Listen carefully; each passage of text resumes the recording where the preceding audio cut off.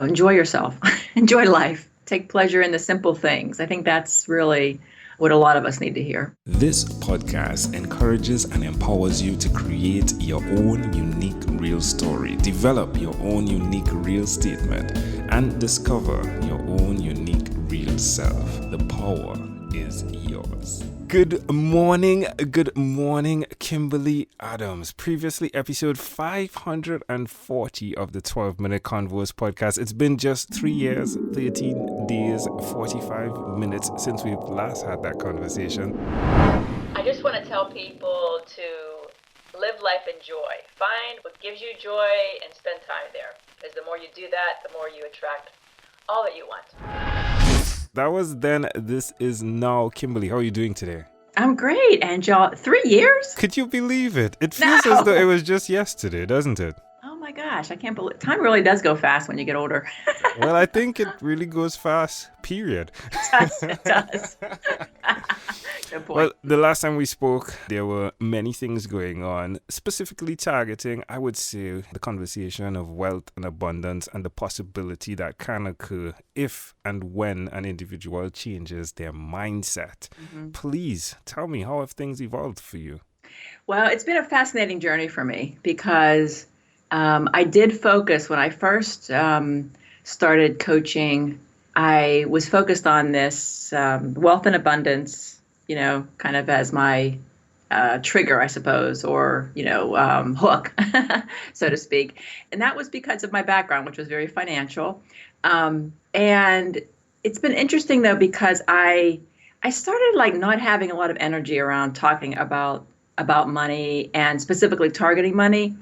And I think I've just come kind of full circle to where I always wanted to be, which was more about just kind of increasing your own resonance and vibration, and everything comes to you in that way. And so I left the coaching field. I wasn't enjoying one-on-one coaching anymore.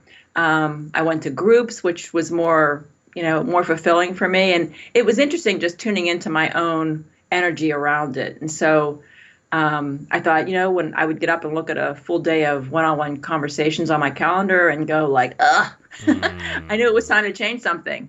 And so I took the whole year. I cleared my calendar at the end of 2017. In 2018, I focused on writing a book. And then... Did you complete the book? I didn't. I got almost a full manuscript, though. I haven't completed the book. Right, it happens. Because my energy shifted into another focus. So I still have that book. It's changing, let's put it that way. But I have always been close with a woman that I met in California in 2014. And we started working together and kind of just holding out for what really felt right for us. We were both in this kind of transition phase of trying to figure out what we wanted to focus on and do. And we ended up having an experience. We were together the fall of 2018, a little bit east of Pittsburgh, which is where I live. She's in Florida. And we ended up having I don't know what to call it, an experience or something, where we actually downloaded this process of helping people get into a flow state.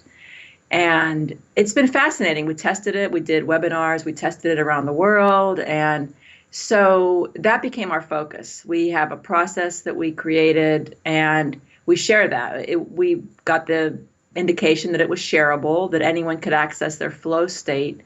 And there's a lot of talk about flow, and in the past it's been kind of something you either had to spend years in a meditative state or a deep spiritual practice or an extreme sports or drugs. And so we seem to tap into this kind of process for getting people there really simply. And so we're using that, but we also are trying to craft a way, just coming out with that particular process didn't feel right to us. We feel like we want to do something more tangible and kind of integrate that process instead of just going out there and trying to share the process, because I don't know, it just feels like we need something more tangible. So we're kind of focusing on that right now. That's what we're working on. I'm writing a book about it too. So what has been the response though from those that have worked with you on it? Everybody had a shift. So we actually take them through this process, and it's just downloadable for free on our website, which is fieldofflow.com. You can download the process.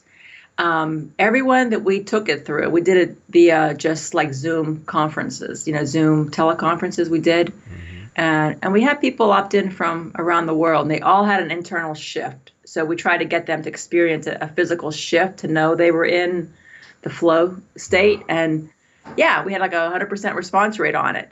And so that was awesome. And the challenge for all of us really, and kind of what the book is going to be about, is more about just how you actually live this day to day, and how when you're in flow, when you're not in flow, and when it's how to get back to it when you're not there. What would you say is the foundation of the confidence that you have in it's okay? It's okay to not have all of the answers. And of course, you have an accounting background, right? Mm-hmm, which goes against the grain, where that thought comes into play, right? Yes. What has given you, would you say, that foundation to be at peace then with where you are and sharing that? The fact that I've learned to trust it myself, and it definitely has been a process, but just trusting that it works, and having actual experiences of just letting go and allowing things to come to me versus trying to make things happen.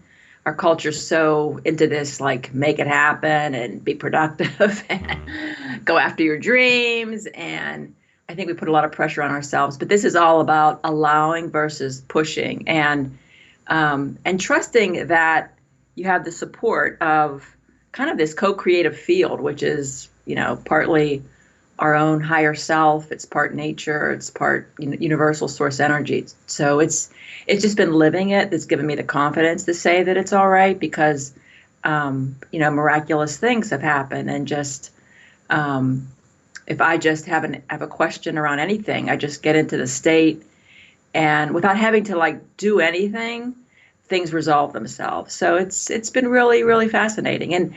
But we're human though. And so my friend Kathleen and business partner, we're constantly, reminding ourselves, remember, that's not where we want to go. And remember, so it's an awesome process. But it does take, the support of people is important too. And so that's where we're, focusing, is trying to provide a framework and an avenue for people to kind of share their experiences and learn from each other about it.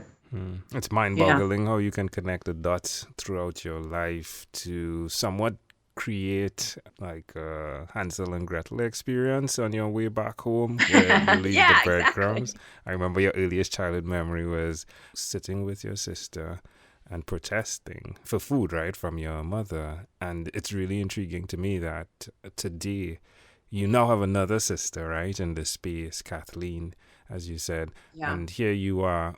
The protest is on from the perspective of you're demanding what you want, but not from the place of physically banging on a table. Exactly. It's really intriguing how that has evolved. Would you agree? Yes, exactly. It's definitely been a process, and it is kind of intriguing how it's evolved and come to be, actually. Yeah, I've learned over the years to just, I guess, just trust that if it doesn't feel right, it's not right. And it was a big step for me just to release everything at the end of 2017 and kind of see what evolved and where it took me. That was huge for me, because I've been a doer my whole life and very much left brain oriented, and but at the same time very much into spirituality, meditation. So I've had been working on both sides of my brain pretty much my whole life. It is the concept that goes with everything that we set out for, the action we're taking while attempting to remain mindful. There's so many things going on, and there's a constant that I've found that we've forgotten, which is death. Yeah. Have you maintained that conversation with yourself that it is possible that Kimberly could die today or tomorrow? Yeah, and you know what? I have I don't perceive death in the same way that probably the average person perceives it. It's just a transition for me, but I'm human, and so I've come to the place where I realize that we don't end. We're not. I think I've taken the pressure off myself of having to do something specific or be something specific before my time is up here, because I realize that, I could have accomplished what I came here to do already, right? Just a lot of it is just sharing our own energy, and it's not necessarily about our achievements, so to speak, on what our purpose is. And so I think we put a lot of pressure on ourselves on what we should be doing and what we need to do. And I've always had this like need to like be the best person I can be and fulfill my mission here. And that's been a driver for a lot of my life. And so I feel like I've taken the pressure off myself and have other thoughts on, well, maybe I just came here to like, hold space for something. Who knows? Because there are so many energy shifts and things happening in the world energetically right now. And so it's a blip. It's Jackson Brown would say it's a blink of an eye or wink of an eye. Our time here is so short, and we kind of take ourselves too seriously about this human experience, I think. Not that it's not sacred, but that it doesn't, it's just a period of time. We're spiritual beings having a human experience. Well, Kimberly, I can tell you that it's a great opportunity for me to have a call with you where I swing back after a couple of years and to hear that you've continued, though, that you've not given up on focusing on who you are, and as a result, then help others. So that is remarkable. I thank you for that. In closing, is there anything else you'd like to share with our amazing audience? I don't know. Enjoy yourself. Enjoy life. Take pleasure in the simple things. I think that's really what a lot of us need to hear. I totally agree. And I love the tone of voice that you said it with. It's the truth. Yeah. Again, Kimberly Adams, thank you, my friend, for being on What is Inspired by 12-Minute Convos with Angel Jones. This podcast is produced by Pod Edits. Visit podedits.com for professional podcast publishing.